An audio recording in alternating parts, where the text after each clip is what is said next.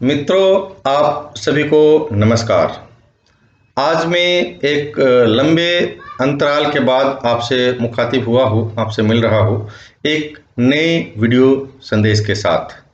आज का वीडियो संदेश है बुद्धिमान लोगों के गुण, क्वालिटीज ऑफ इंटेलिजेंट पीपल। 10 ऐसे गुण हैं जो आपको बुद्धिमान बनने में मदद करते हैं। There are 10 important qualities which help you to become intelligent in your life।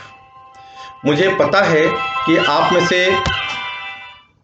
सभी के सभी इंटेलिजेंट हैं, बुद्धिमान हैं, लेकिन इन 10 गुणों को ब्रशअप करने के बाद, सोचने और समझने के बाद आपको अपनी बुद्धिमत्ता, अपनी IQ क्वोशेंट, इंटेलिजेंट बढ़ाने में और भी मदद मिलेगी, ऐसी मेरी अपेक्षा है। तो इंटेलिजेंट लोगों का पहला गुण है, बुद्धिमान व्यक्ति का पहला गुण है कम बोलना ज्यादा सुनना। कम बोलना ज्यादा सुनना, अपने पथ को खुद चुनना। First quality of an intelligent people is speak less and listen more, choose your path yourself. अर्थात इंटेलिजेंट लोग कम बोलते हैं, ज़्यादा सुनते हैं और अपने रास्ता को वो खुद ही चुनते हैं। वो दूसरे के बनाए के रास्ता पे, जो बनाए गए हैं पथ या रास्ता, उस पे चलने में विश्वास नहीं रखते। वो खुद अपना रास्ता बनाते या खुद अपने पथ का निर्माण करते हैं और उस पथ पे चलना पसंद करते हैं। ये पहली क्वालिटी है इंटेलिजेंट लोगों की। दूसरा गुण, श्रेष्ठ से श्रेष्ठतम की रखे सोच। श्रेष्ठ से श्रेष्ठतम की रखे सोच, चरित्र पर न आए कोई खरोच। Second quality, thinking of the best, no scratch on the character.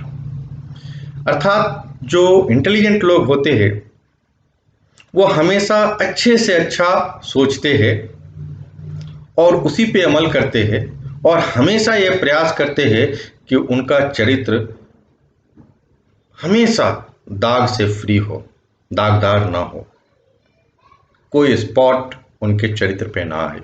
ये उनकी सोच में रहती है कि ऐसा कोई कार्य नहीं करना है जिससे चरित्र दागदार हो जाए। आपको भी इसका ध्यान रखना चाहिए। तीसरा गुण, प्रतिदिन अपनी जानकारी बढ़ाओ। प्रतिदिन अपनी जानकारी बढ़ाओ, ज्ञान की खोज में समय बिताओ। Third quality, increase your information every day and spend time in search of knowledge. जो इंटेलिजेंट लोग होते हैं वो हमेशा प्रतिदिन रूटीन बेसिस पे रेगुलरली अपनी जानकारी में इजाफा करते रहते हैं और सिर्फ जानकारी नहीं बढ़ाते बल्कि अपना समय ज्ञान की खोज में व्यतीत करते हैं। जानकारी भी बढ़ाते हैं और साथ में अपने समय को ज्ञान की खोज में व्यतीत करते हैं, जो इंटेलिजेंट लोग होते हैं। अब चौथा गुण, समय का करो खूब सदुपयोग। समय का करो खूब सदुपयोग, हर पल में छुपा है नया संयोग। Fourth quality, use your maximum time properly. Use your maximum time properly, ये new opportunity is hidden in every moment. जो इंटेलिजेंट लोग हैं उनका ऐसा मानना है कि समय का हमेशा सदुपयोग होना चाहिए, एक पल का भी दुरुपयोग उनको बर्दाश्त नहीं होता। क्यों? क्योंकि वो ऐसा समझते हैं कि हर एक मोमेंट में कोई ना कोई एक नया अपॉर्चुनिटी है, कोई नया मौका है, कोई नया अवसर है। अगर हमारा एक पल भी बेकार गया तो हो सकता है हम कोई नए अवसर को पाने से, हासिल करने से वंचित रह जाएंगे। इसलिए हर एक क्षण पे इंटेलिजेंट पीपल का ध्यान होता है। अब मैं पांचवा गुण बताता हूँ, हर परिस्थिति में घुल मिल जाए। हर परिस्थिति में घुल मिल जाए, विपरीत हालात जिसे न दहलाए। Fifth quality, get mixed with every situation, don't get disturbed in adversity. जो इंटेलिजेंट लोग होते हैं वो हर परिस्थिति का सामना करने के लिए अपने आप को तैयार रखते हैं और विपरीत हालात में भी कभी अपनी हिम्मत नहीं हारते। विपरीत हालात का कैसे सामना कर सके वो उनको पता होता है, जो लोग इंटेलिजेंट होते हैं। मुझे पता है आप भी इंटेलिजेंट हैं। छठा गुण, सामने वाले व्यक्ति का समझो स्वभाव, सामने वाले व्यक्ति का समझो स्वभाव, शिष्टाचार से ही जमेगा तुम्हारा प्रभाव। Sixth quality, understand the person in front of you and your polished behaviour will influence others.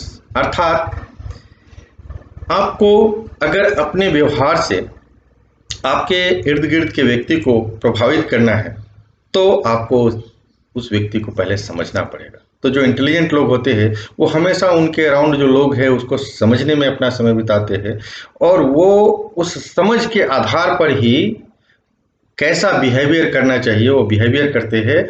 और ना सिर्फ वैसा बिहेवियर करते हैं बल्कि अपने नेटवर्क में विद्यमान लोगों को प्रभावित करने में सफलता भी हासिल करते हैं।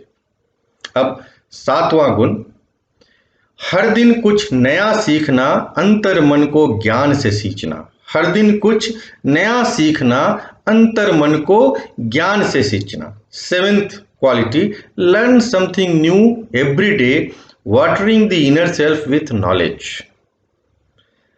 तीसरे पॉइंट में मैंने बताया था इंफॉर्मेशन कलेक्ट करना और ज्ञान की खोज करना, उससे थोड़ा ये अलग है। सिर्फ माहिती हासिल कर लेना, जानकारी इकट्ठा कर लेना ही आपको इंटेलिजेंट नहीं बना सकता। आपको इसके साथ ज्ञान आपके अंदर जो है उसका सिंचन करना पड़ेगा, साथ में कुछ नया सीखने की प्रवृत्ति आपके अंदर होनी चाहिए। सिर्फ जो जानकारी लोगों को पता है वही आपको पता है तो आप डिफरेंट नहीं हो पाएंगे।